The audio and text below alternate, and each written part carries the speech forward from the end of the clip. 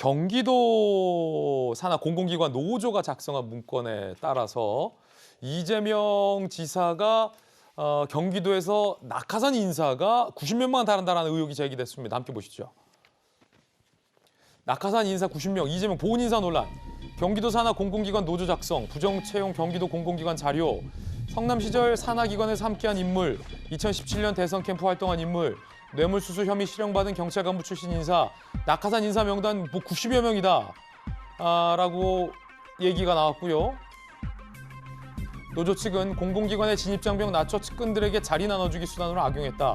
경기도는 법과 행정 절차에 따라 채용된 인사라는데 정익진 변호사님, 자, 이거 뭐 어떤 의혹입니까? 그러니까 결국은 공공기관의 경기도지사가 임명할 수 있는 임명 자리가 임명권자가 경기도지사인 자리가 굉장히 많다는 거 아니겠습니까? 그런데 거기에 대해서 지금 뭐 한 90명 정도 되는 자리에 그 관련된 사람들 캠프 출신이라든지 뭐 이런저런 식으로 성남시 출신이라든지 옛날에 이제 이명박 대통령 때도 S라인 뭐 그런 이야기도 나오지 않았었습니까? 그러니까 비슷한 일들이 경기도 관련해가지고 이루어지고 있다 그러한 이야기인데 그래서 대표적인 게 누구냐면 얼마 전에 문제가 됐던 그 황교익 씨 후보 그분이었는데 그 정량 평가가 전혀 없었어요. 그러니까 예를 들어서 일정한 경력이 있어야 된다. 사장을 하려면 적어도 이 정도의 경력은 있어야 되는 것이 아닌가 하는 최소한의 요건이 있었었는데 요번에 황교익 그 후보자 관련해가지고는 그 규정이 그냥 다 없어지고 애매모호한 규정들로 되어 있는데 애매모호한 것은 뭐냐면은 요건이 없는 거나 마찬가지거든요. 10년이면 10년, 5년이면 5년 그런 경력이 있어야 된다. 박사학위를 받았으면 받았고 뭐 무슨 자격증이 있으면 있다. 이런 요건들이 있어야 거기에 따라서 정량 평가를 하는 것인데 그것이 없고 그냥 뭐 경영 이념이 뭐 확실한 자, 뭐 개혁 의지가 확실한 자 이런 이야기들은 사실은 요건이 없는 거나 마찬가지이기 때문에 이런 부분들은 사실은 지적되는 것이 맞지 않나 싶습니다. 자, 이재명 기자, 뭐 이 문제 어떻습니까? 이게 낙하산이냐 아니냐의 관건은 자질이 있는 사람이 제대로 내정이 됐느냐 아니면 누군가와의 친분 관계 때문에 무자격자가 들어왔느냐가 관건일 텐데 앞서 논란이 됐던 게 황교익 씨 논란도 있었고 뇌물 먹었던 경찰 간부가 내정된 것도 문제였었고 고문을 해서 사람을 죽이게 만들었던 사람이 내정됐다가 스스로 이제 사퇴했던 적도 있었잖아요. 이게 노조의 주장이긴 한데 낙하산이라고 볼 수 있는 겁니까? 굉장히 전 중요한 포인트가 바로 그걸 생각하는데 그러니까 낙하산이냐 아니냐 뭐 낙하산 인사가 다른 얘기로 하면 뭐 보훈 인사고 그걸 좀 더 전문용어로 하면 역관제죠. 근데 뭐 선거로 정부를 구성하는 민주사회에서 역관제는 불가피한 면이 있습니다. 그리고 실제 뭐 미국 같은 경우는 역관제를 아예 뭐 인사 원칙의 중요한 원칙의 하나를 삼고 있고요. 그러니까 역관제 자체가 문제라고 생각하지는 않습니다. 중요한 건 지금 얘기하는 것처럼 최소한 어떤 공공조직의 공공성을 담보하고 있는 조직에 사람을 임명할 때는 당연히 전문성이라든지 균형 감각이라든지 아니면 도덕성이라든지 이런 것들을 보고 그 자리에 적재적소의 사람을 쓰는 거죠. 근데 그러느냐 그렇지 않느냐의 문제인데 지금 얘기한 것처럼 최근에 논란이 된 인사들이 다 고문 치사 가해자 그리고 뇌물 받은 경찰 등이 중용됐었습니다.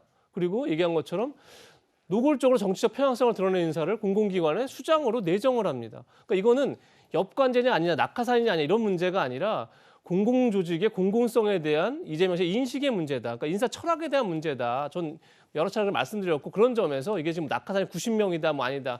90명이면 저는 오히려 딱 처음 듣는 순간 90명밖에 안 돼 이런 생각이 들었는데 훨씬 이재명 씨가 인사할 수 있는 사람은 많죠. 근데 그 사람들을 적재적소에 그 전문성과 균형 감각과 도덕성을 바탕으로 임명했느냐 지금 그 질문을 국민들이 하고 있지 않나 이런 생각이 듭니다. 이거 노조가 작성한 겁니까? 그렇죠. 예. 그러면 전윤기 의원님, 이게 뭐 상대 후보나 상대 야당이 의혹 제기한 게 아니라 경기도 산하에 있는 공공기관 노조가 작성한 문건이라는 거잖아요. 그러면 이재명 지사 입장에서는 이게 무슨 정무적인 공격이나 정치적인 공격이 아니라 노조의 문제 제기일 텐데 맞는 겁니까? 이거 낙하산입니까? 사실 그 선거 과정 중에 일어나는 정치적 공격의 하나로도 볼 수 있는 것이죠. 아, 이거 정치 공격이다. 그 노조에서도 결국에는 우리가 원하지 않는 사람들이 채용됐다 이런 식으로 말씀을 하는 건데요. 경기도는 지금까지 밝혀왔던 것처럼 법과 행정 절차에 따라서 정확하게 집행을 했다, 명확하게 집행을 했다라는 말씀을 드리고 싶은 것이고 지금까지 그 많은 분들께서 지적을 해주셨지만 임사 검증에 대한 강화는 그 캠프나 경기도나 그리고 이재명 후보도 더 강화해야 된다는 것은 공감하고 있습니다. 있습니다. 그리고 앞으로 일어나야 되는 뭐 인사에 관련돼서도 더 인사 검증을 강화하겠다 이렇게 밝힌 바가 있습니다. 그리고 많은 분들이 지적해 주시는 부분 그리고 노조에서도 이야기하는 부분은 사실 인사권에 대한 굉장히 강력한 지적인데 이거는 인사권에 대한 월권을 단행하고 있는 거로 보고 있습니다. 왜냐하면 이재명 기자님께서도 말씀을 해주셨지만 우리 민주정부가 드러나고 나서 민주주의는 책임 정치를 해야 되는 부분이거든요. 그래서 뭐 능력과 자질을 평가해서 자신의 철학과 비전을 함께할 수 있는 그 방향성이 같은 사람을 등용하고 적재적소에 활용하는 것은 어떻게 보면 당연한 사건이라고 볼 수 있습니다. 그리고 그 당연한 사실로 볼 수 있는 것이고요.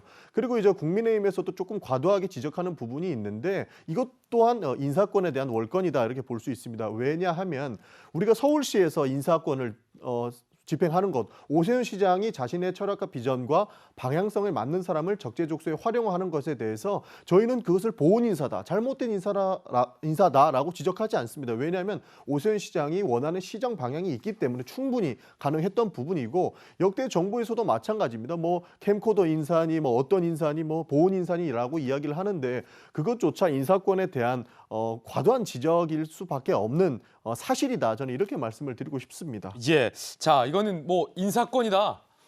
그리고 엄정했던 어떤 채용이었다라는 이재명 캠프의 반론까지 한번 들어봤고요. 한 가지만 제가 더 말씀을 드릴 수 있겠습니까? 이렇게 뭐 많은 논란들을 일으키고 있다라고 말씀을 하지만 누가 뭐래 해도 경기도정은 만족도 1위라고 모든 지표에서 얘기하고 있습니다. 그래서 만족도 1위. 네, 적재적소에서 활용되는 그 인사들이 예. 자신들의 역할을 다 수행하고 있다, 네. 훌륭하게 하고 있다 이렇게 말씀드리고 그 싶습니다. 도정 평가. 예, 맞습니다. 만족도 1위다. 센 거 들고 나왔는데 전재 의원님 1위래잖아요. 근데 이제 문재인 대통령의 이제 인사가 캠코더 인사다. 뭐 캠프, 그다음에 코드 인사, 더불어민주당 이제 이런 얘기들이 많이 나오고 있는데 예. 아무래도 이제 이재명 지사가 또한 그 더불어민주당의 강력한 대선 후보다 보니까 만약에 이분이 이제 대통령이 된다고 하면은 인사를 어떻게 할 것인가 이것은 국민의 알 권리에서도 굉장히 관심이 많은 부분이죠. 그런데 뭐 이러한 그 공공 노조의 이제 문제 제기도 있지만 사실 뭐 최근에 있었던 뭐 이런 황교익 그 내정자 뭐 이러한 이제 문제도 있고 또한 그 경기도 그 시장상권진흥원 그 상임이사 이제 이분이 지금 이 90명의 리스트에 있었다는 거거든요.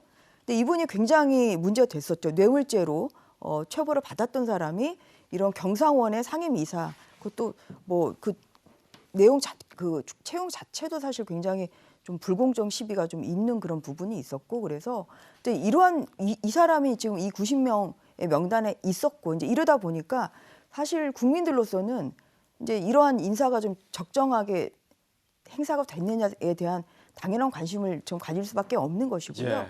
그리고 또 하나 좀 야당 입장에서 이 자리를 빌어서 말씀을 드리면 이제 얼마 후면 이제 국정감사가 시작이고 이러면 뭐 이것은 그 국회의원으로서 그 감사를 당연히 적정하게 하기 위해서 여러 가지 그런 자료 요청을 하고 있습니다. 그래서 이재명 지사에 대해서 연가 사용 내용 이거를 경기도에만 한 것이 아니라 모든 시도에 다 요청을 하고 있는데 경기도만 유독 안 주고 있어요. 그런데 연가 사용을 어떻게 했느냐 이것은 뭐 사생활이 아니라 이거는 엄연한 공인으로서의 영역이고 또한 국민의 알 권리에도 관계 있는 부분이라는 거죠. 그래서 이런 것에 대해서 이제 내역을 거부를 하고 이것은 굉장히 그 국민들의 알 권리에 오히려 침해하는 그런 요소가 있기 때문에 자꾸만 이제 그 이재명 그 지사 측에서는 국민들이 궁금해하는 부분을 이렇게 뭐 공개를 안 하고 있다는 이런 부분에 있어서 강력한 유감을 표시하는 바이고요. 연가 사용 내역을 좀 제출함으로써 정말 후보자로서의 경선 후보로서의 활동을 좀 왕성하게 하고 있지 않습니까?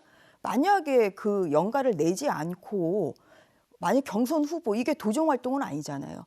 그렇다고 하면 이거는 도지사로서의 직무유기에 해당한다고 볼 수 있기 때문에 그러한 면에서도 떳떳하게 좀 검증에 나서 주실 것을 요청하는 바입니다. 자 이제 야당이 또 법사위 전재 의원님 의견 들어봤는데 그것만 한번 짧게 답변을 좀 드려야 될 것 같은데 네. 시간 단위로 연차를 썼다고 해서 우리가 많이 좀 의아해하고 있어요. 아니 이게 시간 단위로 연차가 되냐? 낼 거죠? 네, 당연한 이야기 말씀을 예. 명확한 지적을 해주셨는데요. 국정감사를 받기 위해서 도지사로서 내야 되는 자료에 대해서는 당연히 제출을 할 것이고 저희는 협의를 통해서라도 어떻게든 밝힐 것이다라는 말씀을 드리고 싶고 저도 한 가지만 더 말씀을 드리면요. 그 경기도지사에 대한 일정표를 보면 모든 일정을 경기도에서 집행을 하고 있습니다. 그리고 주말을 활용해서 전국을 내려가는데 이것이 마치 그 매일 그 주말에 내려갔던 그 영상들이 회자가 되다 보니까 매일 지방에 가서 활동을 하고 있는 것은 아닌가 이런 의구심을 가질 수 있어요. 주말만 하는 거다. 예, 그러나 일정표를 보면 주말을 활용해서 지역에 가서 지역의 인사들을 만나는 것이기 때문에 그 연가 사용 내용은 당연히 공개할 수 있는 부분이고 문제 없이 도정을 집행하고 있다. 이런 네. 말씀을 드리고 싶습니다. 예. 자, 궁금한 것들이 또 당사자들 모시니까 좀 어느 정도 해결이 되네요.